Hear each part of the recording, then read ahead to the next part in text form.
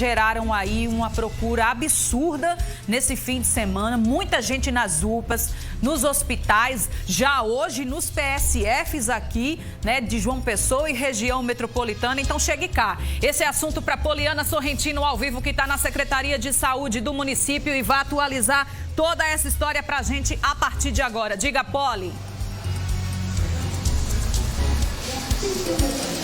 Isso, Anne. A reunião acabou agora há pouco, como você disse, com representantes da Secretaria de Saúde de João Pessoa, também do Governo do Estado e ainda do Ministério da Saúde.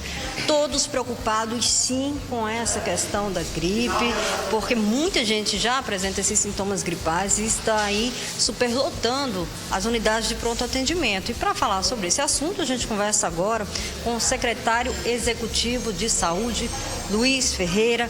Doutor Luiz Ferreira, de que forma que essa reunião se deu? O que é que foi discutido especificamente? O que é que vai ser colocado na prática para evitar até mesmo essa sensação de pânico que muita gente está passando e observando por conta desses grandes números de casos que estão sendo registrados? Bom dia a todos. A reunião ela teve como principal objetivo alinhar forças. Então, o secretário do Estado esteve conosco, um representante do Ministério da Saúde, todos visando o mesmo objetivo, que é ofertar à população o melhor atendimento possível. Então, a população ela não precisa ficar assustada. É notório que existe um aumento importante do número de síndromes gripais. Mas particularmente essa cepa de influenza H3N2 é uma cepa que a gente vem notando que tem uma infectividade alta, ou seja, ela é fácil de ser transmitida, mas tem uma virulência muito baixa. Então, a grande maioria dos casos são casos leves, são casos que você fica bom em casa, você não precisa de assistência médica. Então, o que a população precisa entender é que a gente está tratando de outro quadro não semelhante ao Covid-19.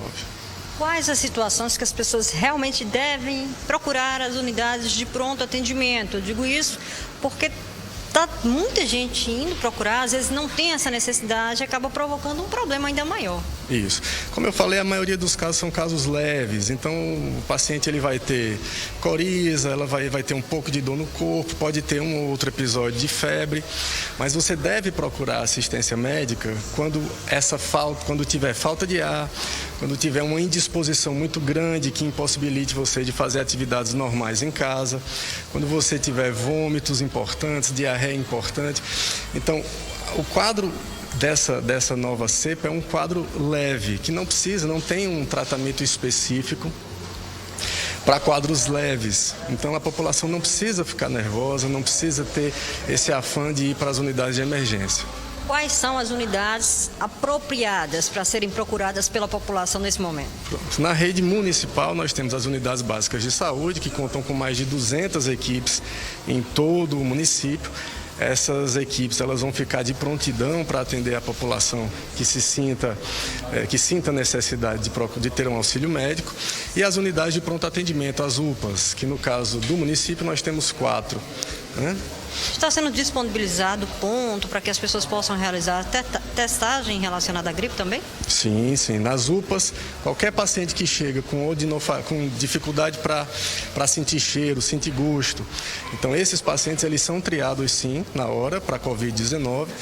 Sendo excluído esse diagnóstico, os pacientes eles são direcionados com a medicação, com o tratamento sintomático necessário. Então não é para todo mundo, é bom ficar esse alerta, né? Não é alguém que está com o nariz escorrendo ou que esteja espirrando, algum sintoma mais leve, como o senhor vem dizendo. É para os pacientes considerados numa situação mais delicada. Isso é importante ser frisado, porque nós tivemos uma superlotação nas unidades de pronto atendimento durante o final de semana. Na grande maioria dos casos, pacientes com sintomas leves.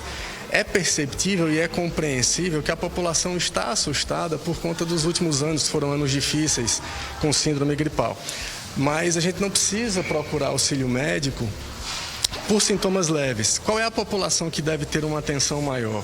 são os idosos, as gestantes e os pacientes que têm algum grau de imunodeficiência. Então, pacientes que fazem tratamento para câncer, pacientes que usam alguma medicação que podem deprimir o sistema imunológico. Tem alguma orientação mais específica, já que vocês estavam reunidos também com representantes do Ministério da Saúde, em relação a tudo isso, se em relação a João Pessoa, se em outras capitais também estão acontecendo esses surtos?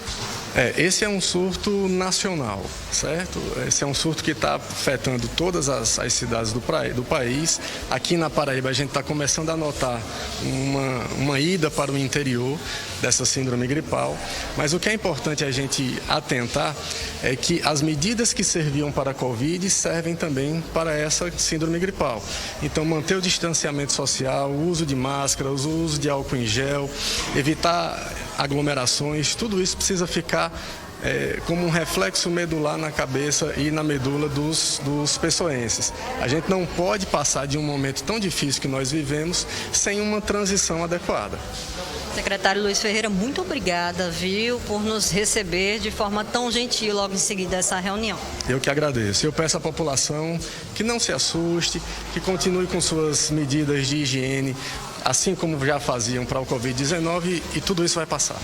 Isso mesmo, e a gente continua com esse assunto agora com a repórter Juliana Teixeira, que vai conversar com o médico infectologista Fernando Chagas para trazer mais detalhes para a gente sobre esses sintomas gripais. É contigo, Ju.